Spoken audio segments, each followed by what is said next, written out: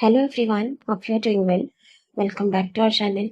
Today we are going to practice some questions based on synonyms and antonyms for upcoming examinations. तो आज synonyms और antonyms पर base कुछ questions की practice करेंगे जो upcoming exams के लिए important रहेगा. ये सब previous year questions है. So let's start. Question number 1. Select the most appropriate synonym of the given word. Word given है हमें मेलनकॉली. मेलनकॉली इसका सिनोनिम बताइए. ऑप्शंस हैं यूफोरिया, इलेशन, विवेसिटी, सैडनेस. मेलनकॉली तो मेलनकॉली का मतलब क्या होता है? सैडनेस. सैडनेस को हम कहते हैं तो सैडनेस उस सेंस में यूज करते हैं मेलनकॉली. तो उसका सिनोनिम क्या होगा? यूफोरिया. यूफोरिया का मतलब तो होता है स्टेट ऑफ हैप्पीनेस, एक्साइटमेंट, खुशी होना, उत्साह होना. हमने इसको याद भी किया था, सिर्फ यूरोप जाने की खुशी होना, यूफोरिया. एलेशन. एलेशन का मतलब भी प्राइड, खुशी से जुड़ा हुआ है. विवेसिटी फुल ऑफ लाइफ को कहते हैं, फुल ऑफ लाइफ, एनर्जी. तो हमारा सिनोनिम हो जाएगा सैडनेस. सैडनेस. मेलंकली का सिनोनिम हो जाएगा सैडनेस. बाकी ऑप्शन सी मीनिंग देख लेते हैं. Being lively, energetic, and full of life is vivacity, full of life. Feeling of great joy and pride after success is elation. Elation का मतलब होता है बहुत ज्यादा गर्व महसूस होना, खुशी होना, सक्सेस के बाद प्राउड फील करना. Euphoria means a feeling of great happiness, excitement, ecstasy, euphoria. इनका मतलब होता है हैप्पीनेस. तो हमारा आंसर हो जाएगा सैडनेस. मेलनकॉली का सिनोनिम सैडनेस. नेक्स्ट देखते हैं. Antonym of the given word propitiate. Propitiate. Propitiate का आपको एंटोनिम बताना है. ऑप्शंस हैं conciliate, pacify, soothe, enrage. Propitiate. conciliate का मतलब क्या होता है? conciliate का मतलब होता है काम डाउन करना, शांत करना. ठीक है, उससे हम कहते हैं conciliate. pacify. pacify का मतलब भी है काम करना. आप इसे पीस से याद कर सकते हो, थोड़ा सा पीस बनाना, मतलब काम डाउन करना, शांत करना. सूद का मतलब भी होता है काम करना. एनरेज. एनरेज का मतलब होता है गुस्सा दिलाना, गुस्सा दिलाना.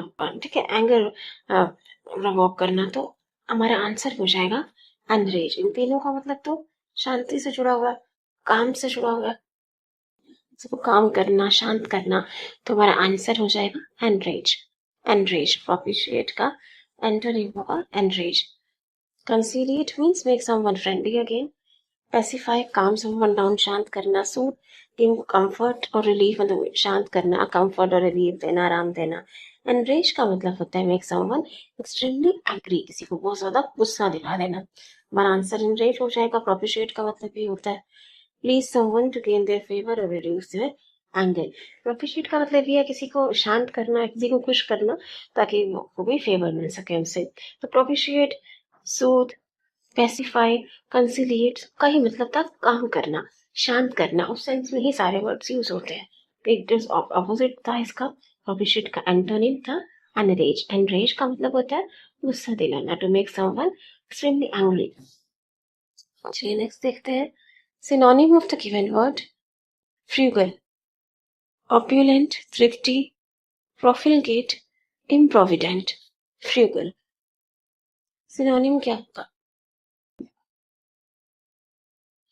फ्रूगल का मतलब क्या होता है? फ्रूगल का मतलब है जो बहुत संभल के पैसा खर्चा करे, इकोनॉमिकल हो, उसे हम कहते हैं फ्रूगल. तो उसका सिनोनिम बताइए क्या होगा? सिनोनिम हो जाएगा थ्रिफ्टी. थ्रिफ्टी. कि बाकी ऑप्शंस हम देखते हैं. फ्रूगल का मतलब होता है इकोनॉमिकल, तो सोच समझ कर पैसा खर्च करे, फ्रूगल हो, केयरफुल विद मनी हो. थ्रिफ्टी का मतलब भी होता है केयरफुल विद मनी. तो सिनोनिम हो गया फ्रूगल का थ्रिफ्टी.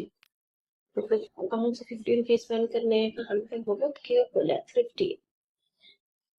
ऑप्युलेंट का मतलब तो होता है रिच, लग्जूरियस, भव्य. उसको हम कहते हैं ऑप्युलेंट. क्या, तो ये तो सिनोनिम हो नहीं सकता था. इम्प्रोविडेंट का मतलब है जो केयरफुल नहीं है मनी के साथ, फ्यूचर को लेकर जो केयरफुल नहीं है, पैसों को लेकर, फ्यूचर को लेकर, उसे हम इम्प्रोविडेंट कहते हैं. हमारा आंसर हो जाएगा थ्रिफ्टी. फ्रूगल, थ्रिफ्टी दोनों का मतलब ही है careful with money, economical. Next देखिए.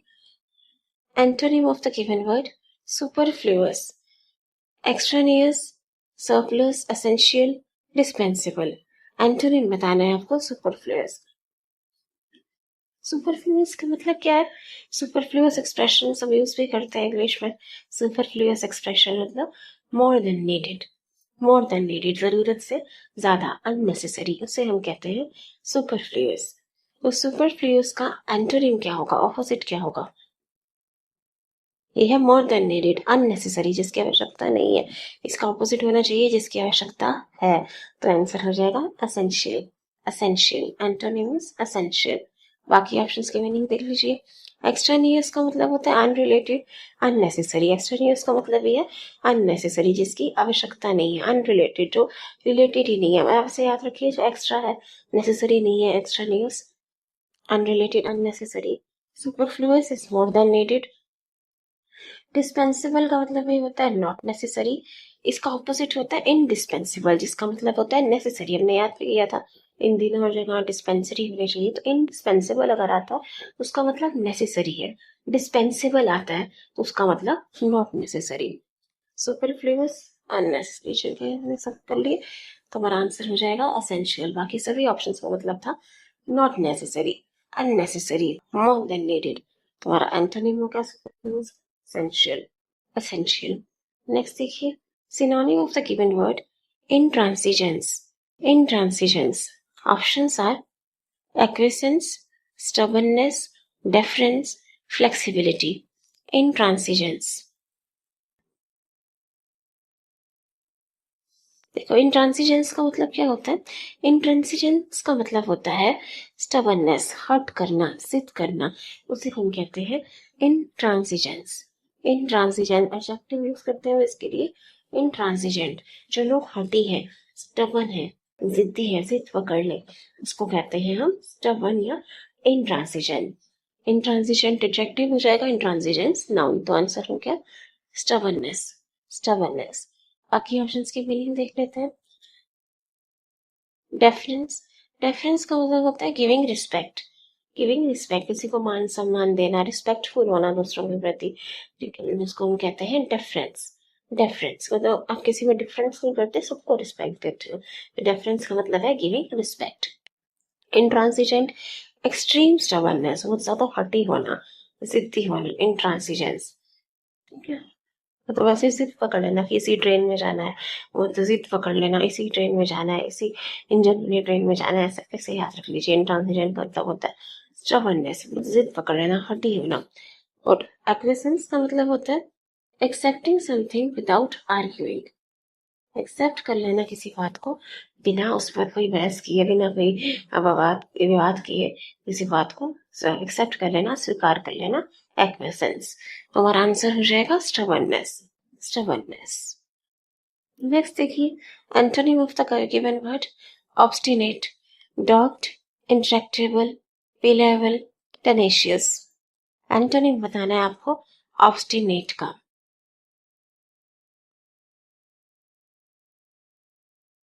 ऑब्स्टिनेट का मतलब क्या होता है? ऑब्स्टिनेट का मतलब भी होता है स्टबन, स्टबन बहुत जिद्दी होना, हठी होना। तो उसका ऑपोजिट क्या होगा? डॉग्ड, डॉग्ड का मतलब भी है स्टबन होना। इंट्रैक्टेबल, इंट्रैक्टेबल का मतलब भी होता है स्टबन होना, जिद्दी होना। टेनेशियस का मतलब भी है जिद्दी होना। जिद्दी टहन है, जिद्दी टहनिंग है जो भटकी नहीं। टेनेशियस का मतलब जिद्दी होना है।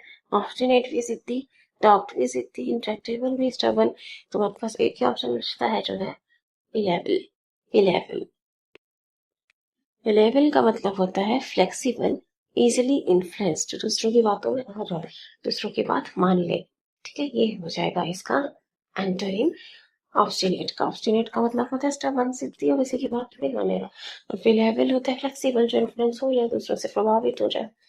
डॉट का मतलब ये होता है डिटरमाइंड, दृढ़, मतलब कि वो स्टबर्न है अपनी बात को लेकर के, अड़ा हुआ। टेनेशियस का मतलब है one who doesn't give up. Tenacious का मतलब ये है जो बहुत जिद्दी होता है, जो हार ना माने, किसी की बात ना माने।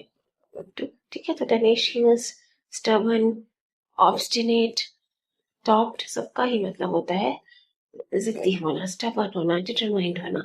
तो ऑपोजिट है हमारा रिलायबल, इसका मतलब है flexible, influenced by others. Next देखिए, synonym of the given word calumny. Truth, slander, praise, compliment. Calumny का सिनोनिम क्या होगा? Truth, slander, praise, compliment. Synonym बताना है आपको।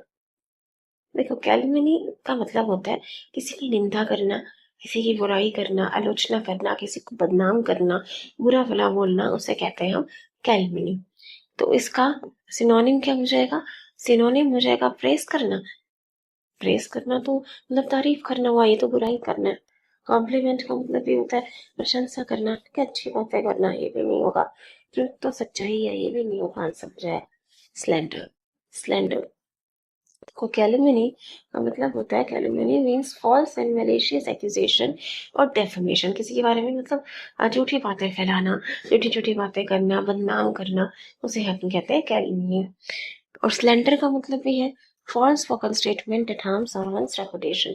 अब किसी के बारे में ऐसी कोई गलत बात बोल देना जिससे उसकी रेपुटेशन खराब हो जाए, जिससे उसकी प्रतिष्ठा को नुकसान पहुंचे, उसकी बदनामी करना, स्लेंडर का भी यही मतलब होता है। तो सिनोनिम हो जाएगा स्लेंडर। स्लेंडर, ठीक है। ये हमने एलिमिनेशन से भी कर लिया। अगर आपको सबका मीनिंग नहीं पता था तो आपको ये पता था प्रेज कॉम्प्लीमेंट एक जैसे, दोनों का ही मतलब होता है प्रशंसा करना। तो अगर प्रेज नहीं है तो कॉम्प्लीमेंट भी आंसर नहीं होगा, बचा ट्रुथ और स्लेंडर, और आंसर हो गया हमारा स्लेंडर। चलिए नेक्स्ट देखते हैं antonym of the given word. Sanguine, optimistic, cheerful, pessimistic, hopeful. Sanguine, sanguine का मतलब क्या होता है? आपको एंटोनिम बताना है। सेंजुइन का मतलब होता है ऑप्टिमिस्टिक, चीयरफुल, जो आशावादी हो, पॉजिटिव अप्रोच है लाइफ में। तो इसका ऑपोजिट क्या हो जाएगा? एंटोनिम क्या हो जाएगा? पेसिमिस्ट। पेसिमिस्ट। अगर आप इसे एलिमिनेशन से भी करते, ऑप्टिमिस्टिक, होपफुल, चीयरफुल, दोनों का एक जैसा मतलब है, पॉजिटिव सेंस में जा रहे हैं। एक ही वर्ड नेगेटिव में सेंस में जा रहा है, जिसका मतलब होता है पेसिमिस्टिक, जिसका मतलब है निराशावादी, लाइफ में नेगेटिव अप्रोच होना। तुम्हारा आंसर हो गया पेसिमिस्टिक। ठीक है, नेक्स्ट देखिए synonym of the given word. Tranquilizing, tranquilizing, soothing, irritating, provocative, harsh. Tranquilizing, देखो ट्रैंक्विलाइज का मतलब क्या होता है? शांत करना, शांत करना। तो ट्रैंक्विलाइजिंग मतलब होता है सूदिंग, कामिंग, शांत करने वाला। ट्रैंक्विलाइजर मेडिसिन भी दी जाती है शांत करने के लिए कभी पेशेंट को। ट्रैंक्विलाइजिंग का मतलब होता है शांत करने वाला, शांत करने वाला। ठीक है, तो हमारा सिनोनिम क्या हो जाएगा इसका? इरिटेटिंग, इरिटेट का मतलब तो परेशान करना हुआ। प्रोवोकेटिव, प्रोवोक करना, उकसाना नहीं। हार्श भी नहीं, आंसर हो जाएगा soothing. Soothing, soothing means giving comfort, कामना, रिलीफ, आराम देना, शांत करना। प्रोवोकेटिव का मतलब तो होता है कॉजिंग ऑफ एंगर और स्ट्रॉन्ग फीलिंग्स, मतलब भड़काना, उकसाने के सेंस में इसको यूज करते हैं, गुस्सा दिलाना। और आंसर हो जाएगा सूदिंग। ट्रैंक्विलाइजिंग का सिनोनिम सूदिंग। नेक्स्ट देखिए antonym of the given word. Dogmatic, stubborn, flexible, rigid, arrogant. Antonym बताना है। अच्छा, ऐसे वर्ड्स आ रहे हैं। डॉगमेटिक का मतलब क्या होता है? डॉगमेटिक का मतलब है ये कट्टर हो, स्टबर्न हो, अपनी सोच को लेकर डिटरमाइंड हो। तो एंटोनिम क्या होगा उसका? रिजिड, रिजिड का मतलब तो सख्त होता है, रिजिड को तो आप चेंज नहीं कर सकते। तो ये तो एक तरह से सिनोनिम हो गया, एंटोनिम नहीं होगा डॉगमेटिक का। एरोगेंट नहीं, स्टबर्न भी नहीं, आंसर हो जाएगा flexible. Flexible, dogmatic means stubborn about beliefs और ओपिनियन, जो अपनी बातों को लेकर, अपने विचारों को लेकर बहुत पक्का है, बहुत कट्टर है, उसे हम कहते हैं डॉगमेटिक। तो स्टबर्न तो इसका सिनोनिम हो जाएगा, रिजिड भी सिनोनिम हो गया, ऑपोजिट हो जाएगा फ्लेक्सिबल। फ्लेक्सिबल है जो अपना चेंज कर ले ओपिनियंस, है ना, तो चेंज के लिए एक्सेप्ट कर ले। नेक्स्ट देखिए last question. Antonym of the given word. Clandestine, clandestine, open, long, secret, boring. Clandestine, clandestine का मतलब होता है सीक्रेट, समथिंग डन सीक्रेटली।